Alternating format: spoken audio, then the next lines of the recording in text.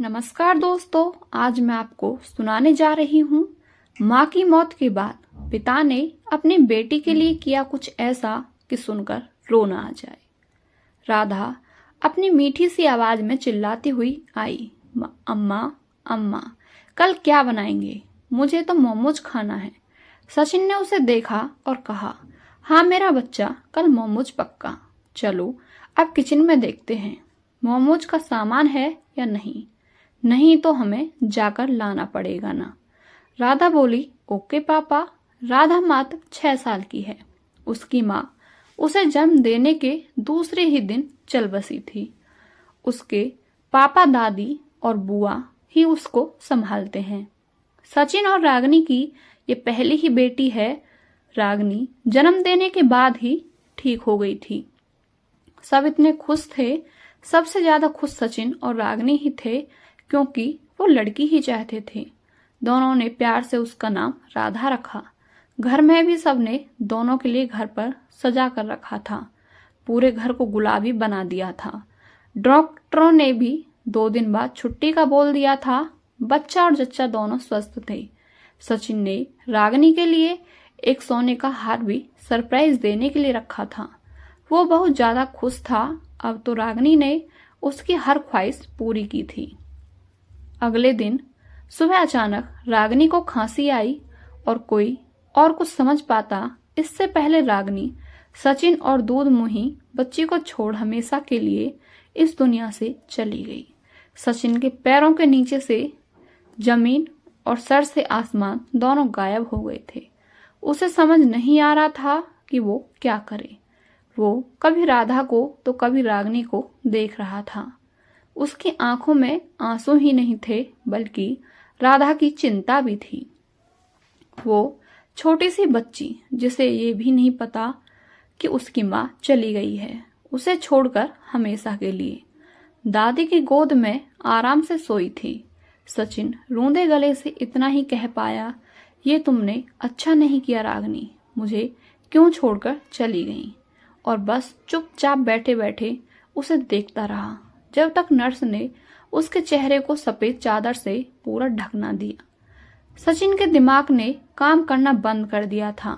उसने सोचा भी नहीं था जो सोने का हार वो रागनी को सरप्राइज देने के लिए लाया था, उसे उसकी अंतिम यात्रा में पहनाना पड़ेगा। कल तक जो घर पूरा गुलाबी सजा हुआ था, आज आंसुओं से सरोवर हो गया था। सारी विधियां संपन्न होने के बाद भी सचिन अभी तक सदमे में ही था। 2 दिन बाद जब राधा रात को बहुत रोने लगी तो सचिन जैसे वैसे ही जग ही रहा था। उसे लेकर घर में घूमने लगा। दीदी और माँ भी उठ गए थे। सचिन से राधा को उन्होंने लेना चाहा, पर उसने मना कर दिया। राधा भी थोड़ी देर में चुप हो गई थी।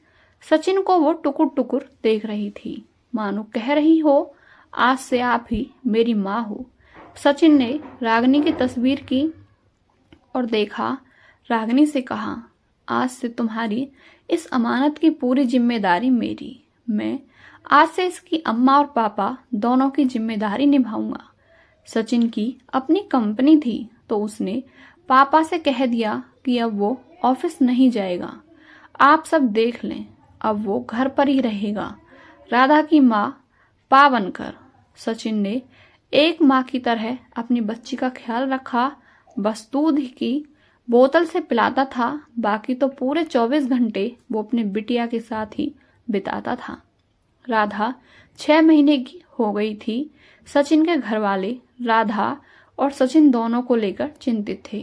उन्होंने सचिन से कहा, दूसरी शादी कर ले, ताकि राधा को एक माँ मिल जाए और उसे जीवन संगनी। सचिन ने साफ शब्दों में मना कर दिया। उसने कह दिया कि राधा की माँ और पापा दोनों वही है और उसकी जिंदगी में रागनी की जगह कोई नहीं ले सकता। पूरे 3 साल सचिन ने घर में राधा की माँ बनकर गुजारे। उसके खाने का ध्यान, उसके वैक्सीन, उसकी दवाई, उसकी हर हरकत को सचिन समझता था।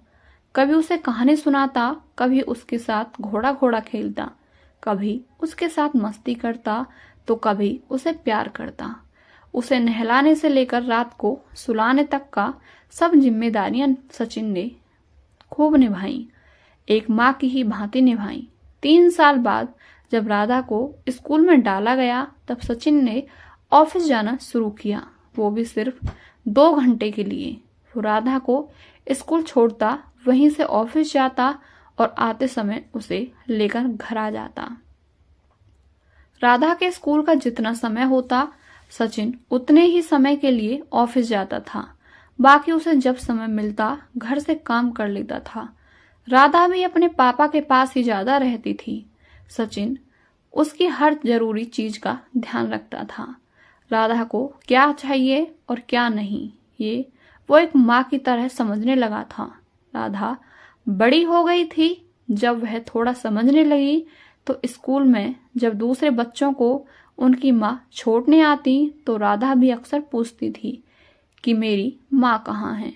तो एक बार सचिन ने उससे बैठकर सब अच्छे से समझाया, रागिनी की तस्वीर दिखाई और उसे बताया कि उसकी माँ उसे छोड़कर बहुत दूर चली गई है, जो वापस नहीं आ सकती, इसलिए वो ही उसकी माँ है और वो ही उसका पिता भी, उसका पापा।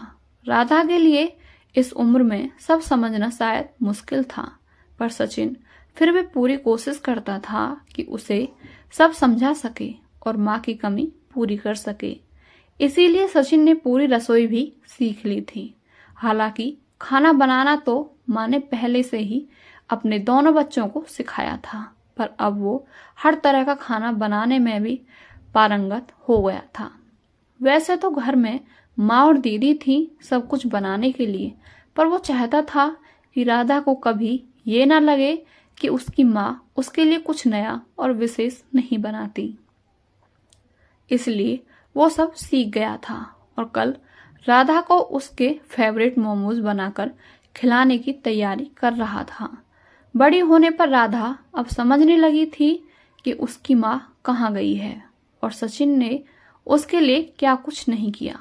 वैसे भी कहते हैं लड़कियां बहुत जल्दी बड़ी हो जाती हैं। अब सचिन और राधा दोनों मिलकर एक दूसरे का ध्यान रखते थे। आंखों आंखों में दोनों की बातें हो जाती थीं। दोनों का आपसी तालमेल बहुत ज्यादा था। दोनों एक दूसरे की बातें बिना कहे समझ जाते थे, बिल्कुल जैसे एक माँ और बेटी। आपको हमारी कहानी कैसी लगी हमें कमेंट करके अवश्य बताएं, और यदि आप हमारे चैनल पर नए हैं तो चैनल को सब्सक्राइब करके बेल आइकन अवश्य प्रेस करें। आपका बहुत बहुत धन्यवाद।